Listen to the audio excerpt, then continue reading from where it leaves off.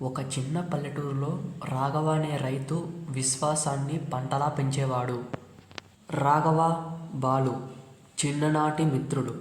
ఒకరికి ఒకరు నమ్మకమే ప్రాణంగా బతికేవారు. ఆ ఊరికి కొత్తగా చేరింది అనిత, పాఠశాల టీచర్.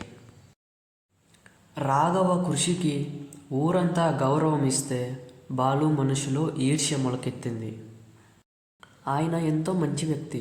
పాఠశాల నిర్మాణానికి రాఘవ తన పొలంలో పండిన పంటలో సగభాగం విరాళం ఇచ్చాడు. కానీ బాలు ఊర్లో రాఘవ గురించి అబద్ధాలు, పుకార్లు చల్లడం మొదలుపెట్టాడు.